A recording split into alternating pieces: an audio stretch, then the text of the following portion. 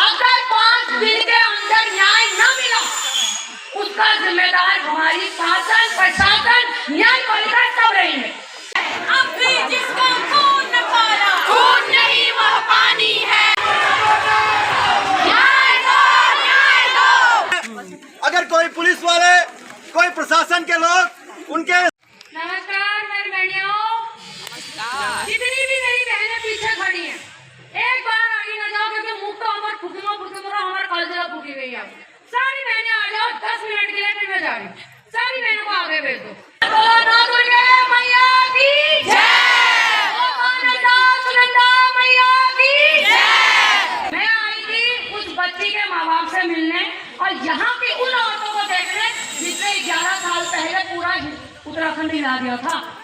आज अगर तुम लोगों में इतनी हिम्मत है ना, तो मैं हल्द्वानी से अकेले आई हूँ, सोचो मेरे में कितनी हिम्मत होगी।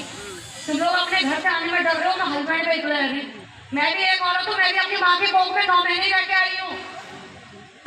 दिख रही हूँ सबको? हो इस माँ के साथ मिलेगा इस बार इंसाफ? आओगे रोडों में? डरोगे तो नहीं ना?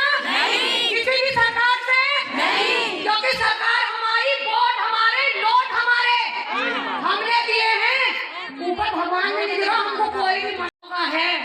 मैं यहाँ किसी को भड़काने, लगवाने, मरवाने नहीं आई हूँ। जिस दिन भड़कोगे उस दिन तो पता भी नहीं चलेगा।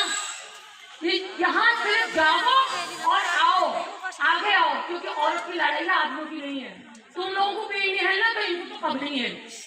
तुम लोगों को दर्द होना चाहिए। तुम लोग देखो उस माँ का चेहरा और उस बच्ची का चेहरा, फिर आओ आगे। ठीक है, ज्यादा भाषाबाजी नहीं। एक औरत मेरे लिए 1 लाख की बराबर है। और सच में बेरात बहुत अजीब से आई थी, रात भर मिल लेंगे। मैं तो साला मैं बजती आई रही हूँ, 4 शरीर नहीं खड़ी गए। आज ये 40 भी है तो मेरे लिए 4 लाख आते हैं। और तुम बहनों ने इतनी हिम्मत दिखा के ना, अब तो मेरी रैली देखना हल्द्वानी में। अगर 5 दिन के अंदर न्याय न मिला, उसका जिम्मेदार हमारी शासन, प्रशासन, न्यायपालिका सब रहेंगे।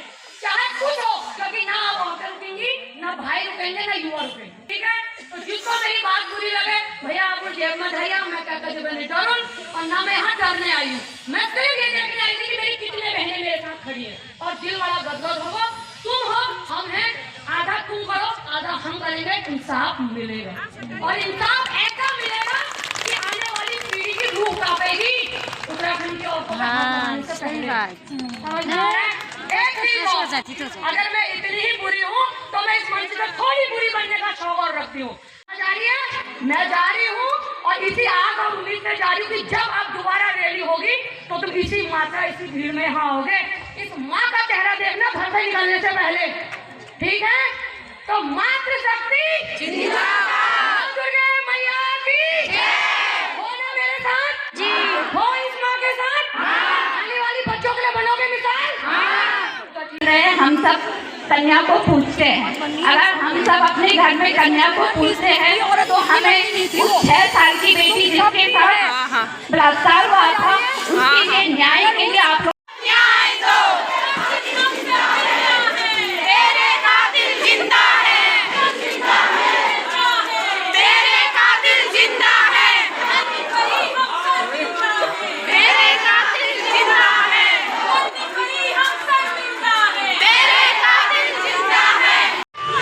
तेरे कातिल जिंदा है। खून नहीं वो पानी है।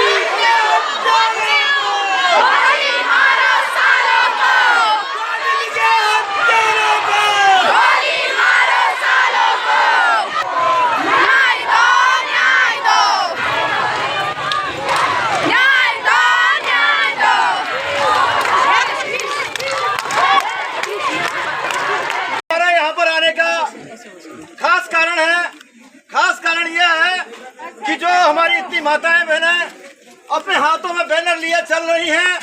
अगर कोई पुलिस वाले, कोई प्रशासन के लोग उनके इस पोस्टर को देखे तो उन्हें समझ में आ जाएगा कि आज पिथौरागढ़ के अंदर इतनी मातृशक्ति क्यों उबाड़ में है, क्यों सड़कों पे है, जो केवल चक्का अपना रसोई तक सीमित जो महिलाएं रहती थी वो क्यों जिलाधिकारी के ऑफिस में आई है। इस चीज को समझने के लिए हमें उन 14 वर्ष पीछे जाना पड़ेगा, जब एक छोटी सी बच्ची यहाँ की थी जो हल्द्वानी में जाती है और उसके साथ एक बड़ी घटना होती है। और उस समय भी पिथौरागढ़ में उबाल आया था और पूरा शहर बंद हुआ था, लेकिन हमने देखा कि सारी चीजें हो गई। पुलिस ने अपना काम किया, प्रशासन ने 2014 में अपना काम किया, मामला कोर्ट पे गया। कोर्ट के बाद जिला न्यायालय, हाई कोर्ट, दोनों जगह उस व्यक्ति को फांसी की सजा दी गई जिसके खिलाफ वह केस चल रहा था।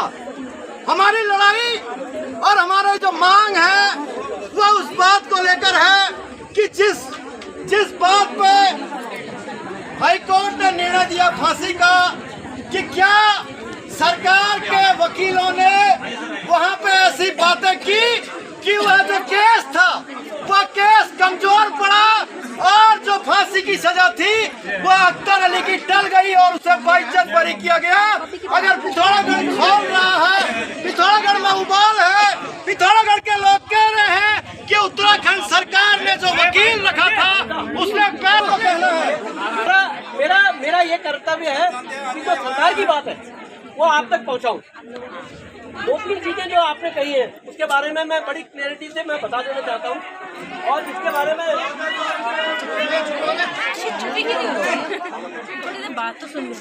इसके बारे में भाई साहब लोग भी जानते हैं। एक तो ये कि जैसा आपने कहा कि एडिशनल एडवोकेट जनरल की अध्यक्षता में अनुभवी विद्वान अधिवक्ताओं का पैनल गठित किया जाए। उनसे वरिष्ठ मैं इसको बता रहा हूँ, आप बात नहीं कीजिएगा।